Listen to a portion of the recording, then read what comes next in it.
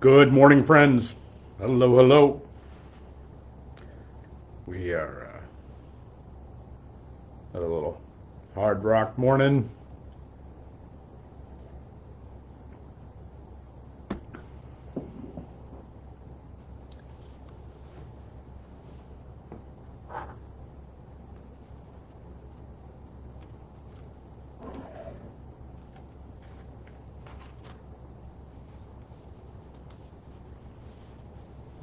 Good morning, everybody. Hello, hello.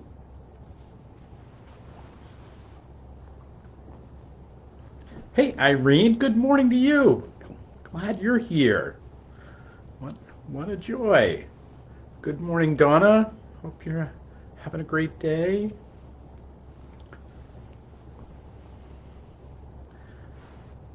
I, Irene, I saw you post on the blueberry festival and all the blueberry goodness. It definitely I got me thinking about all kinds of all manner of blueberry goodness there the other day. So anyway, I hope it's been a great fair season there a couple weeks ago. And anyway, great to see you. Good morning, everybody.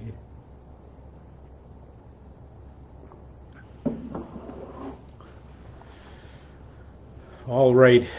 Good morning, friends. Let's get going this morning. It is the first day of August. It's the first day of August. We are into it. And so we are in the beauty of the dog days. So rabbit, rabbit to you, those for whom know such things, and pray that you're well, having a great summer, and that there's goodness in your day. This this morning, I want to invite us into talking about mottos for a second. Um, we think about our faith. We think about the idea that we're how we are to move through this world, the invitations of what God has for us in the store of our life and the store of what we do and how we are, and yet. Sometimes we talk about scripture as kind of being these little stars in the sky or these little pieces of inspiration, but I want to talk about mottos because I think mottos matter, and in this era where we find ourselves, where we seem to find ourselves with a little more, with a or maybe with a little less cultural guardrails than maybe any generations in the past have had to contend with. The things that you believe that are, well, whatever they are, that they're kind of it's a freewheeling world out there in terms of what you want to believe, what you want to think, what you want to hold up as sacred and as important. And I think that one of the things for us to do is to think about what will we hold as our motto, and so, I think about it. It got me thinking about some of the things that I've been a part of either people that I've confronted or ways in which we I moved to the world I spent a number of years in the army, and the army's motto is "This we'll defend." And to think that those who come to serve, they come to serve because they will defend both the traditions of the army, they'll defend the nation. For those, the motto of the Special Forces, the Green Berets, their motto is De oppresso libere, to free the oppressed. Some of their famous ones, the U.S. Marine Corps. My dad being a Marine, which and the later he got on in years, the more his identity as a Marine seemed to come out. That there's no such thing as ex-Marines, there's only former Marines. That he would continue to be he continued to be a Marine up until the day he died. And the Marine Corps motto is always faithful, or semper fi, semper fidelis. And the um, the U.S. Coast Guard, and my friends in the Coast Guard, semper paratus, always prepared. Um, But if you talk to a Coast Guardsman, they'll say something else. They'll say, that there's kind of an unofficial motto in the Coast Guard that says, we have to go out, but we don't have to come back. That what a now, because now we're starting to get to it, right? What a powerful statement. It's one thing to say always prepared. We're always ready to go. We're always ready. That's at the cry of someone in the water who needs rescuing, we're ready to go. But then to say, wait a minute, we have to go out because that's the cry, and we will answer the cry. But we don't have to come back. We are prepared to lose ourselves and lose our lives in the pursuit of rescuing someone else.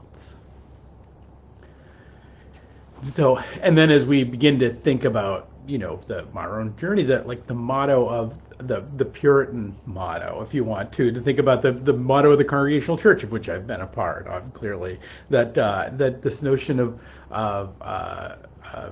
and so it's a Latin, and it comes from this preacher by the name of John Gear. And John Gear was a preacher in England from about 1600 to about 1640, so just in that time. But he captured, I think, this notion of how he understood. Like he was kind of even though he was radically anti-war, he actually would get himself in trouble, often preaching against militarism and people going to war. He preached a famous sermon about the awfulness of the blood or something like that. Like I can't quite remember it, but it was this famous sermon about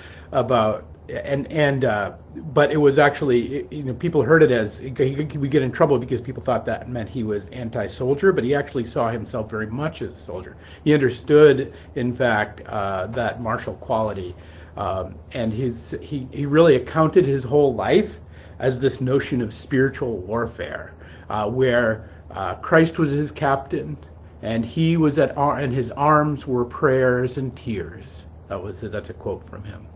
That Christ is my captain, and his arms are prayers and tears. What a lovely phrase. Well, the cross of his banner is what Gear suggested. He said it is vincit qui patetur, which means he who endures conquers, which I like a lot.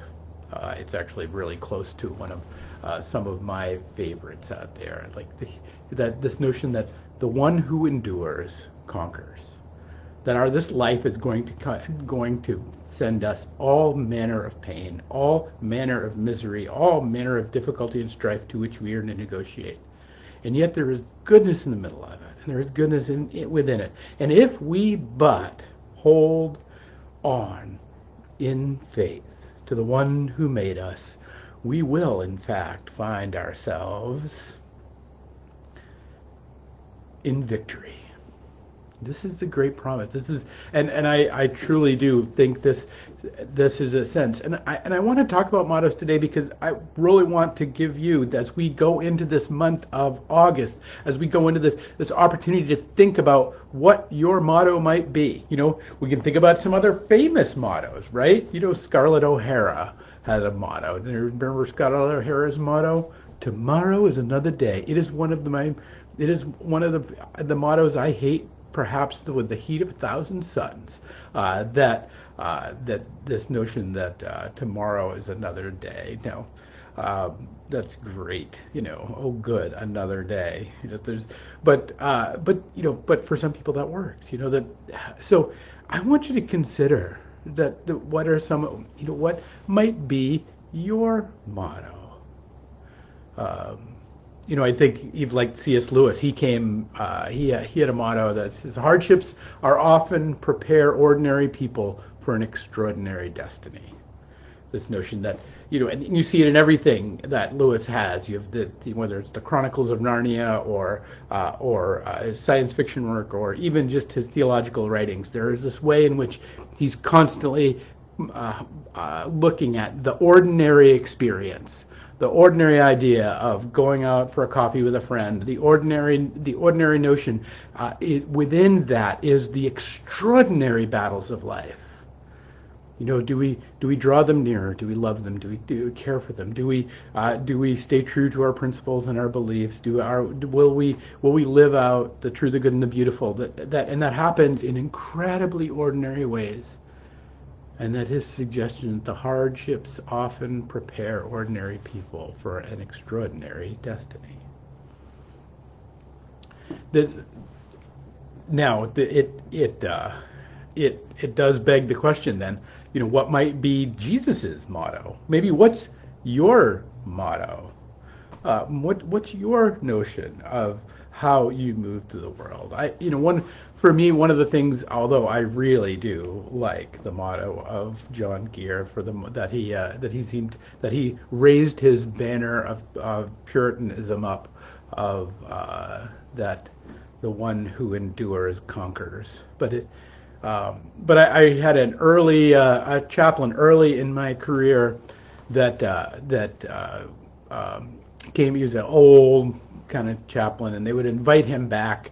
He'd been a chaplain in Vietnam. He was incredibly decorated and incredibly powerful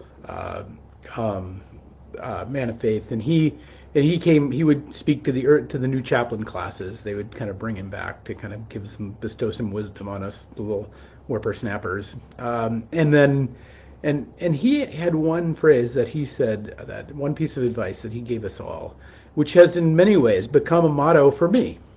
And it's this. He said, bloom where you're planted. Bloom where you're planted.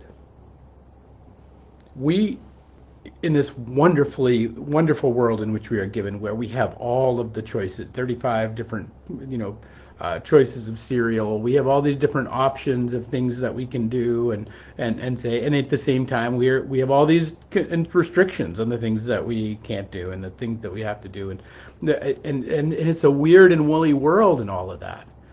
But the question is do we trust the story of God? Do we trust the story of Scripture? And do we trust our place in that story?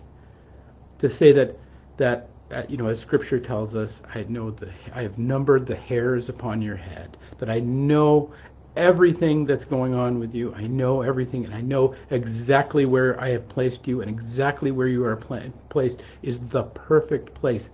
Even though it may be a hard place, even though it may be a place where you're getting shattered and brutalized, but I know that there is a sense of having been placed there, and that place is not without the possibility of beauty and purpose to come from it and through it. And I understand how radical or kind of gnarly that might actually be, or actually create within us. If we think about our worst days, or we think about the greatest horror. But I think if we can trust the story, if we can trust not just the arc of Scripture, not just the fact that God came into the world to be as we are, overcame death, that was resurrected, and is now bringing about His kingdom in the world, and that we're a part of bringing that about, and that if we can trust that story, that my place and your place and this place that we are is this notion that we can bloom where we are planted. That God has placed your seed of faith, your seed of beauty, your seed of wonder right where you're sitting, right where you're hearing my voice, right where you are in this hour, in this instant. Is there that maybe there's a soul out there who needs tending? Maybe it's your own soul that needs tending. Maybe there's a truth out there that needs to be told. Maybe there's a work out there that needs to be done that nobody else can do it but you. I don't know what the flower and what the fruit is that you're going to bring forth from the place that God's planted you. But I do know there is one. Because we can trust God's story and to be a part of it. And to be a part of the great and grand journey of what it is to be in this world. And I think part of that and part of what I want to invite you into in the month of August is leaning into this notion of what's your motto? What's your call to bring about in this world? What's your way of understanding yourself as a part of the story of God that Christ has that God has planted you and placed you in?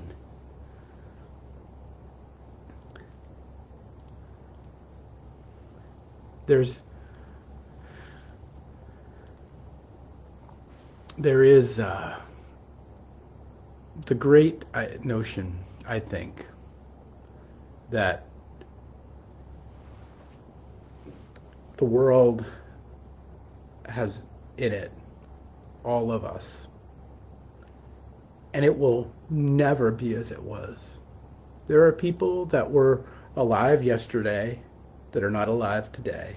There are people who will be alive tomorrow that are not alive in the next day. That this hour, this day, is a unique group of people on the planet. It is a unique group of us. That is a unique community that will never exist again and that has never existed before.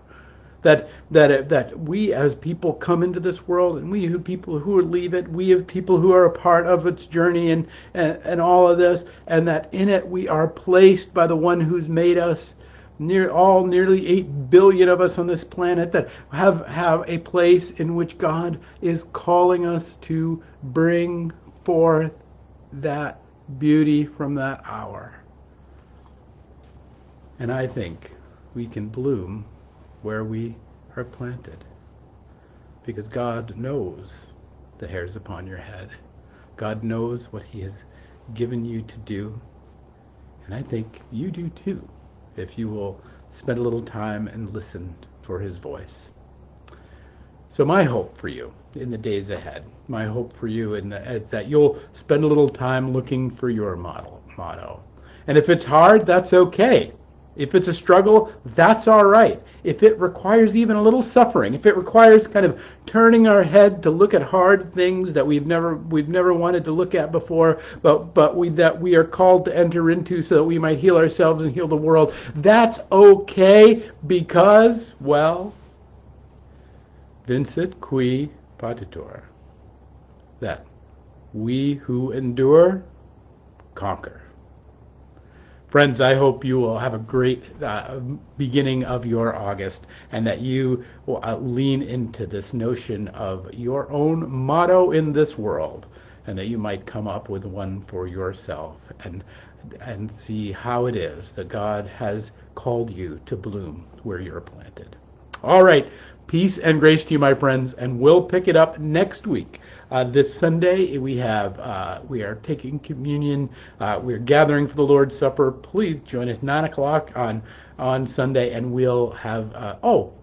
Before we go, I want to invite you to one of our dear ones here on at 11:11. Karen Doucette. Her sister Andrea passed this last week, and so she is carrying that sadness with her friends, and they were dear close friends, and so and with her family and her friends. So I would ask that you might pray for Karen in these days, and as they lift up Andrea in these midst, as well as to keep in prayers the Poitras family, where we will lift Eddie Poitras up in memorial at 10 o'clock on Saturday morning here at the church.